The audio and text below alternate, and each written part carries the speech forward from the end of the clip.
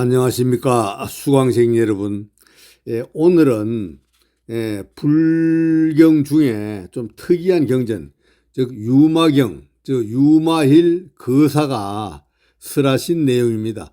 그런데 오늘은 유마경의 그 대의, 전체적인 대의에 대해서 말씀드리고, 다음 시간에는 이 실제 유마힐 대사가 그 유명한 부처님의 그 10대 제자들을 상대로 일일이 하나하나 경책을 주신 내용을 소개해 드리겠습니다. 이번 첫 시간으로서는 유마경의 전체 대의에 대해서 말씀드리겠습니다. 불경 가운데 특히 가장 독특하면서도 개성이 강한 그 설법 경전을 들려면 유마경을 거론하지 않을 수 없습니다. 유마경은 금강경이나 법화경처럼 널리 유통되지는 않았으나 불교의 진수를 알려는 사람들은 반드시 탐구해야 할 중요한 경전입니다. 유마경의 이해하려면 첫째 그 경전의 특징부터 살펴볼 필요가 있습니다. 특히 유마경은 법문을 설하신 제가불자인 유마힐 거사가 냉정하고 예리한 법문으로 대립된 개념들을 초월하여 강조하는데 아주 그 내용이 시원합니다. 그리고 첫 번째 특징은 제가 불자인 그 유마힐 거사라는 게 그 특징이 있습니다. 유마경과 함께 읽는 경은 주로 성만경, 성만 부인에 대한 경도 또 유명합니다. 예로부터 경전에 이름을 붙일 때는 주로 부처님이 설할 때는 법을 설할 때는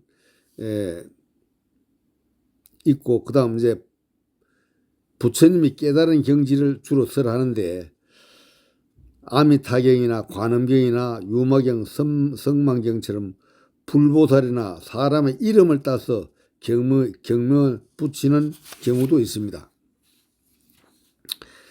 그리고 대성 임능 능가경처럼 장소, 설하는 장소를 경명으로 붙이는 데도 있습니다. 일단 첫 자를 붙입니다. 두 번째 특징은 매우 비판적이고 역설적인 언어로 법을 설합니다. 유마힐 거사의 설법 방식은 온화하고 순수하기보다는 냉정하고 아주 예리합니다. 부처님의 10대 제자는 유마힐 거사의 비판 없는 질책 앞에 맥을 추지를 못합니다. 참. 더구나 10대 제자들을 상대로 제가의 거사가 꾸짖기 한다는 것은 상상도 할 수 없는 일입니다. 그래서 유마힐 거사에게 지적을 당한 사람들은 유마힐 거사가 아프다 이럴 때 부처님께서 야 너희들 차례대로 가서 유마힐 거사를 병문안 한 번 가라 했더니 도저히 저희들은 병문안 하러 갈 자신이 없습니다. 이렇게 답변합니다. 그리고 또 특히 유마힐 거사가 설법하는 특징은 즉 극과 극 상반된 걸 비유해서 설법을 잘 하십니다. 예를 들면 중생과 부처, 생사와 열반, 세간과 출세간, 그 다음 번뇌와 보리, 그 다음 유의와 무의, 그 다음 죄와 복, 그 다음 지옥과 정토, 그 다음 사법과 정법, 수많은 용어들이 극과 극 서로 상반되는 교리가 전개됩니다. 중생을 벗어나야 부처가 되고 생사를 떠나야 열반을 이룬다. 이는 세관과 출세관, 유의와 무의 등 다른 것들도 마찬가지입니다. 한쪽을 버려야만이 다른 한쪽을 얻을 수 있다. 하지만 유마경에서 밝히고 하는 내용은 그런 것과 다릅니다. 이 경에서는 두 가지 가치들은 서로 충돌하고 배척하는 관계가 아니라 저쪽이 있어야만 비로소 이쪽이 있을 수 있다는 상이 상존의 관계로 설법하십니다. 여기서 중생을 떠난 부처는 존재할 수 없고 생사를 떠난 열반도 존재할 수 없습니다. 중생이 곧 부처이며 생사가 곧 열반인 것입니다. 불교에서는 이와 같은 가르침을 불이, 아니 불자 두 개 있자 둘이 아니라는 뜻입니다. 불이법은 즉 연기와 공사상, 대대와 상반을 종식시키는 중도묘리의 가르침입니다. 결국 이 경은 통렬한 비판과 역설을 통해 중생들이 불이 서로 다르다는 것을 깨닫도록 인도하고 있으며 이 땅에서 정토를 실현하자고 하는 데 목적이 있습니다. 유마경은 세간 중생들에게는 후련하게 다가옵니다. 자주 읽으셔서 심중에 간직하시면 길상원만하실 일이 다가옵니다. 예를 들면 파괴를 한 두 사람의 비구가 우발이 존자를 찾아와 청했습니다. 저희는 진정으로 지은 죄를 뉘우치고 있습니다. 부디 죄에 대해서 해방시켜 주시고 죄를 면하게 해주시는 법을 설해 주십시오. 그때 우발이 존자는 지은 죄를 물을 계율에 맞추어 설할 뿐 두 비구의 허물을 용서하지 않았습니다. 그때 유마일 거사가 찾아와 우발이 존자에게 우발이 존자여 이 두 비구의 죄를 더 무겁게 만들어서는 안 됩니다. 두 사람의 뉘우침을 받아들여 근심을 해소시켜 주고 마음이 흔들리지 않게 해주어야 합니다. 부처님께서는 마음이 오염되면 중생도 더럽혀지고 마음이 청정하면 중생도 청정해진다고 하셨습니다.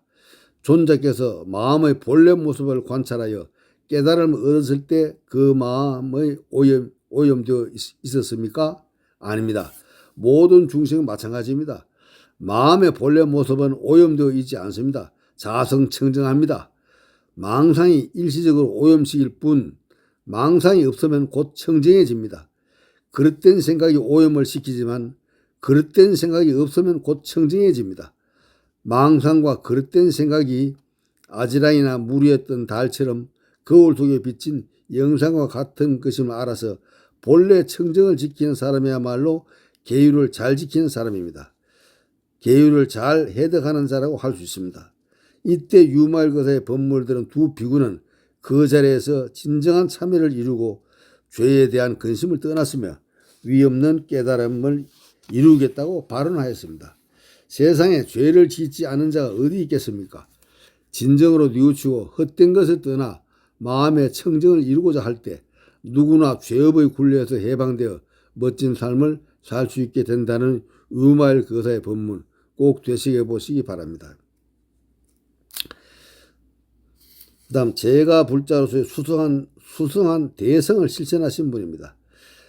유마거사가 그 유명한 금강경의 유명한 수보리에게 부처님과 법을 만나지 못하고 6명의 외도들을 스승으로 삼고 출가하여 그들이 태어난 나쁜 곳에 함께 태어날 수 있다면 당신은 신도들이 밥을 받을 만한 수행자입니다. 외도 스승으로 섬기다 지옥에 함께 가라. 또한 수보리여 당신에게 보시한 일을 복전으로 여기지 않고 당신에게 보시한 사람들은 악도에 떨어지며 모든 마군들과 행을 함께하며 모든 중생들을 원수라 여기고 삼보를 비방하며 열반에 될 수 없다면 밥을 받을 것입니다. 세존이시여 저는 그때 유마일로부터 이 같은 말을 듣고 그 의미를 알아듣지 못하여 밥을 받으라는 생각을 버렸습니다. 그러자 유마일이 수보리여 두려워 말고 밥을 받으십시오. 모든 것이 공하여 밥은 헛개비와 같습니다. 온갖 언어와 문자도 환과 같습니다. 왜냐하면 모든 게 본래 해탈이 있기 때문입니다.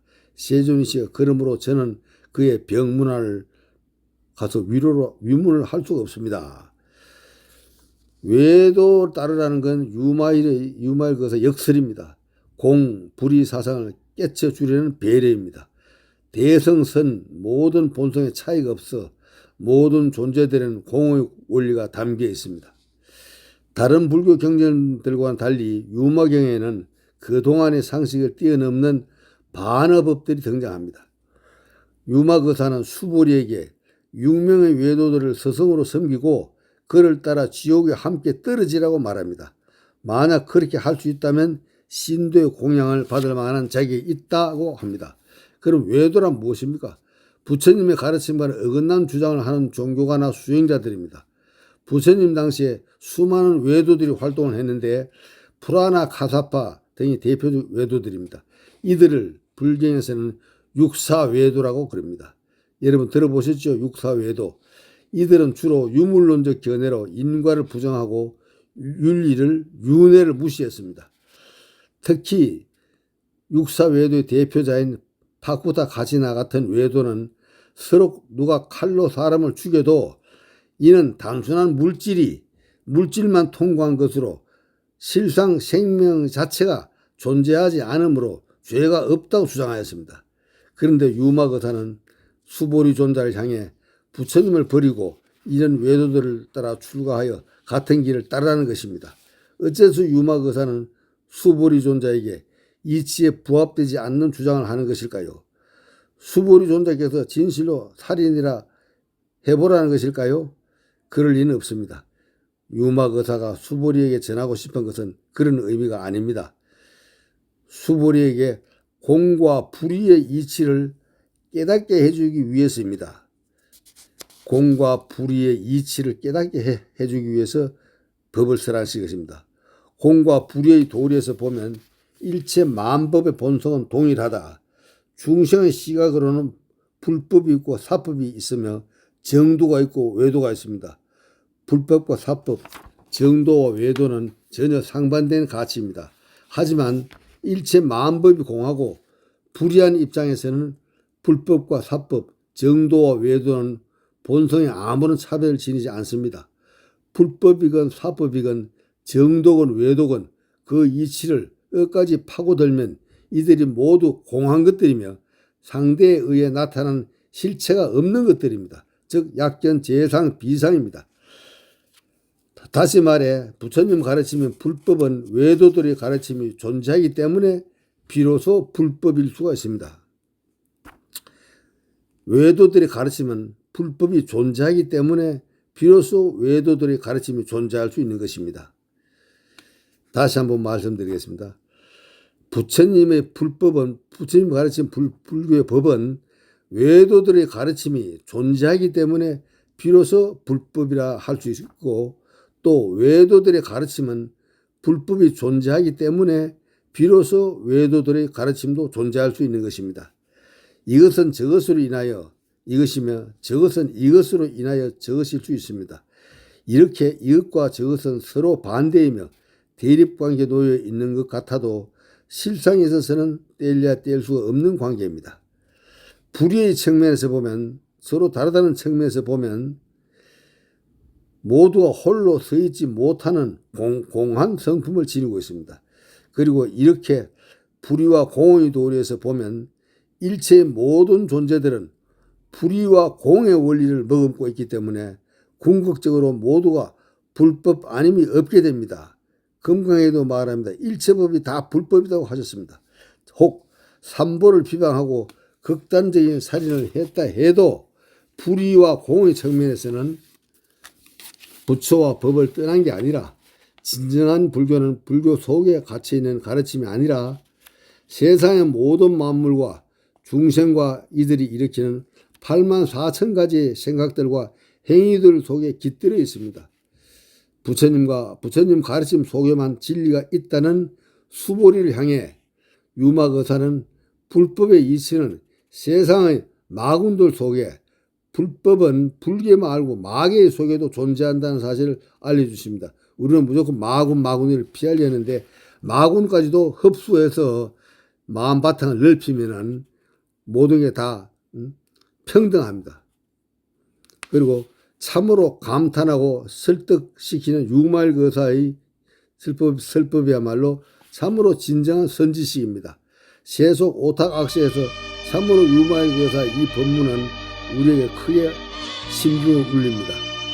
참가 유말거사에게 존경의 오체투지를 올려오며 이 강의를 들어주시는 모든 분들께 유말거사의 지혜로 성성장구하시고 건강 유지하시고 세속에서의 일에 성취를 이루시기를 바라는 올립니다. 여러분 대단히 감사합니다.